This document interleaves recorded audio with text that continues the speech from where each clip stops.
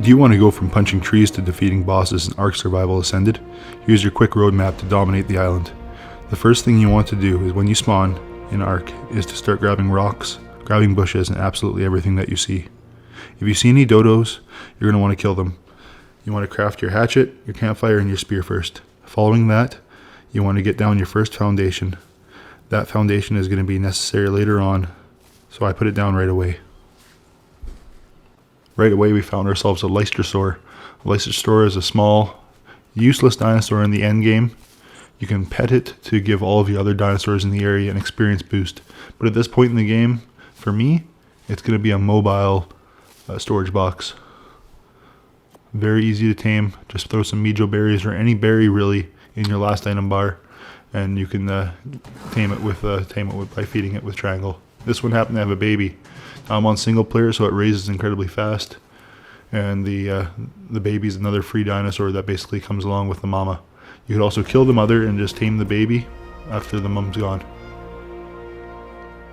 At the start of the game, sometimes you need to punch some trees to get the wood. Just like in Minecraft or most other survival games. In Ark, it's not like Rust where you can take a rock and smash it into the tree. You have to punch the tree. Sometimes you can find down the branches on the side of the beach, but I wasn't able to find any this time, so I just need to get a little bit more before I can get my first pickaxe, which I will no longer punch trees at any point in time after that because it's damaging my health. In Ark, the pickaxe primarily gets more rare, what they call resources out of the rocks in the trees. So I'm getting more flint than stone when I use the pickaxe, and if I use the hatchet, I will get more stone than flint. Same, I would get more wood with the hatchet than thatch, and then if I use the pickaxe, then I will get more thatch than wood. More into the end game, the basic resources become actually more valuable than what they would call the rare resources, except for metal, which I can only get from certain stones, like the river rock or the metal nodes. Basically at the start here, I find my first explorer node. That will give me a good experience boost of ×2 for 600 seconds. That is very helpful in the early game. I will level up very quickly now. And if I'm gathering resources, if I'm doing other things at the same time, crafting, getting that kind of experience, the experience will just kind of fly.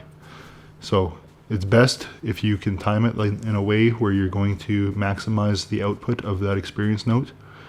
So let's say you have a whole bunch of resources, you want to craft something, you just keep crafting, especially with something like your mortar and pestle where you're not bogged down and you can do other things at the same time before grabbing that experience note. Alright, I then spot another Leicesterosaur and some dodos across the river, so I opt to go over there and get them. Now, I am always cautious while crossing water in Ark. There's piranhas in the water, there's all sorts of nasty things that can be in the water.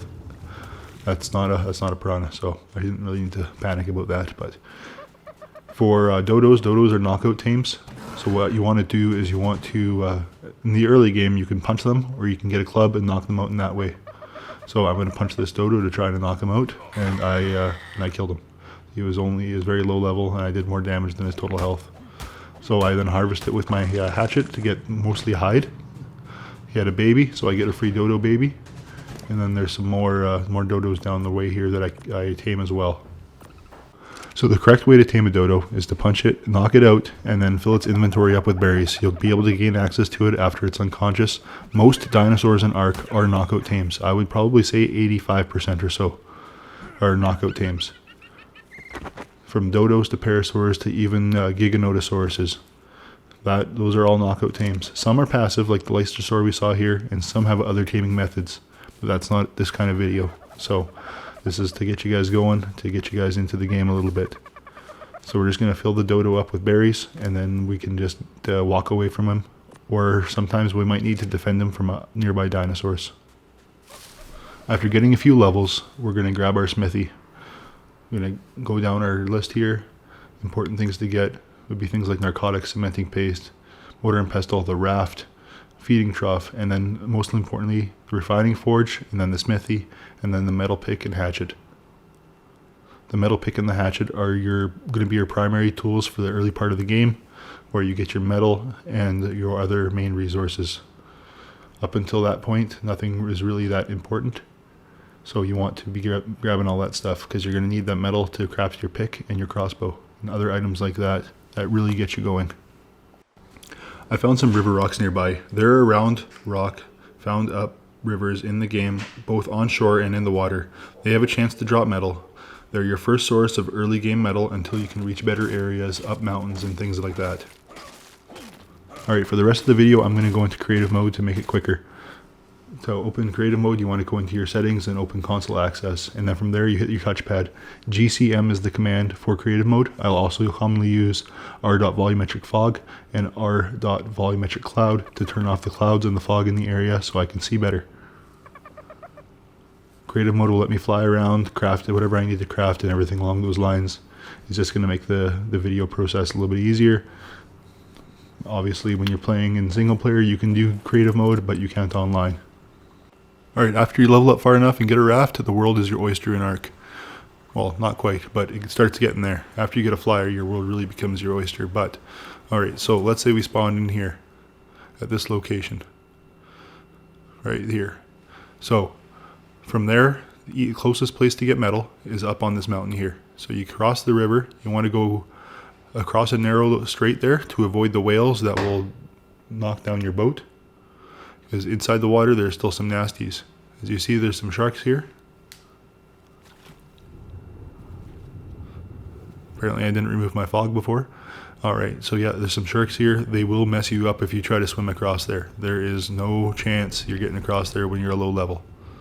So, like I said, you take your boat, cross the river, and then you can go up this mountain a little bit here and you'll find some metal nodes.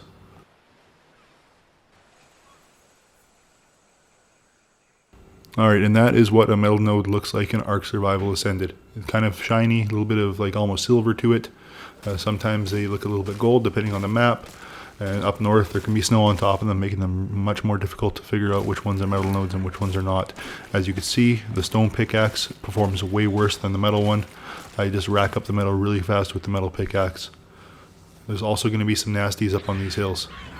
That's why I wanted to be in creative mode. So, go up the mountain a little bit more, there's more metal. There's going to be more aggressive dinosaurs the higher you go. And the further you go up, there's even more metal. And then there's some crystal on top as well. There we go, some more metal right there. Lots more metal here, lots more there. Further up some more, even more metal. 4 nodes there, some crystal. And there is an explorer node at the top as well. So, experience boost, metal, all sorts of good stuff up there. Alright, so other metal locations. So there's our starting spot. Let's keep going around the coast.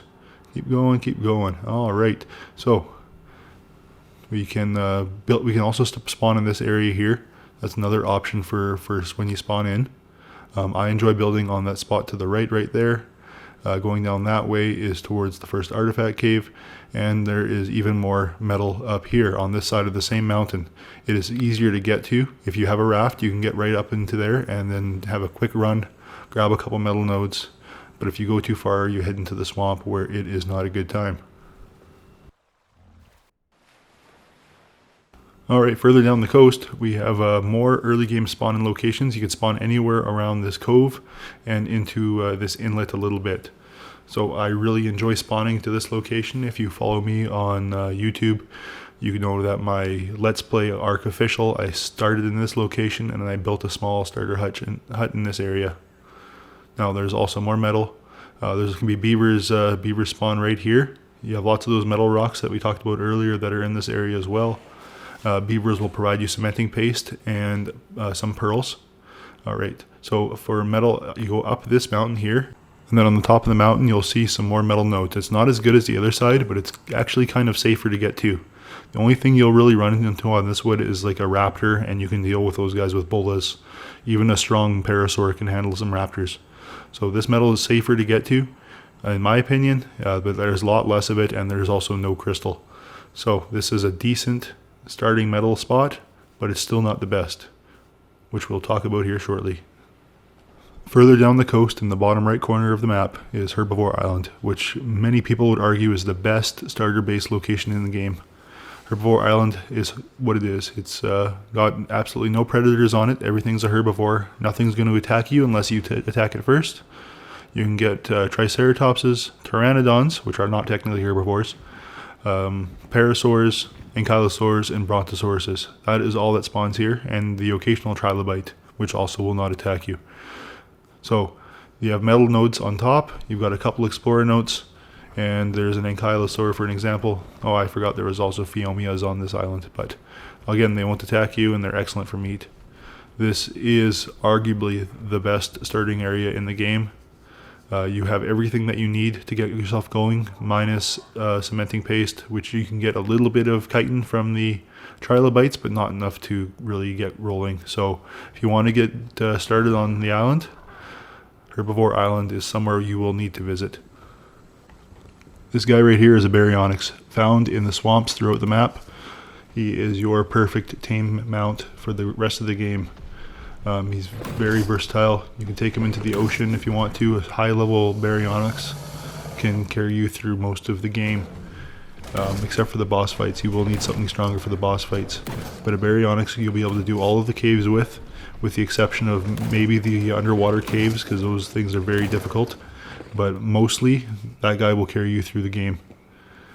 Yeah, like I said, you can find them in the swamps all around the redwoods, or exiting the swamps down the creeks as well. This magnificent bird is the Argentavis. The Argentavis is your main bird for flying things around. You can pick up most dinosaurs, you can drop them into traps, making for easy taming. Build little taming huts all over the place, or even on a raft. The Argentavis is necessary for moving things like the Ankylosaur or Ridiculous around the map, where you can mine and get your resources very quickly. They're also found on Carno Island. Carno Island's in the top right corner of the map. It's exactly what it sounds like. Everything here wants to kill you. On this island, there is all sorts of Rexes, Raptors, Carnos, and other aggressive dinosaurs. Now, in the top left corner of the map, especially in this area right here, you have what they call oil rocks.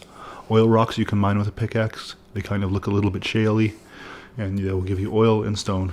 The more valuable resource, obviously, is oil in this case. Otherwise, you need to go to the bottom of the ocean.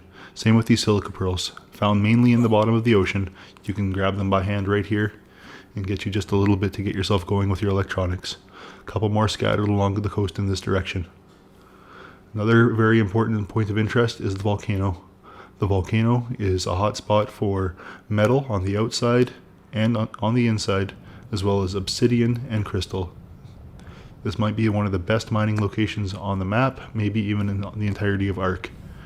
You cannot build directly inside the volcano on official servers, but if you want to get some good resources, the volcano is always a good place to go.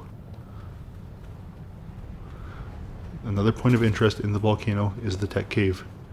The tech cave inside the volcano is what leads you to the Overseer, and the Overseer is the final boss of the island, and it is one of the more difficult bosses in the entire game. To launch the tech cave, you just come to this terminal here, and you have to put in the tributes from all the other bosses that you defeated at the obelisks. This is what the boss fight looks like from the obelisk for the Broodmother. You would just open it up here, and you would put in your tributes, depending on what level of boss fight you want to use.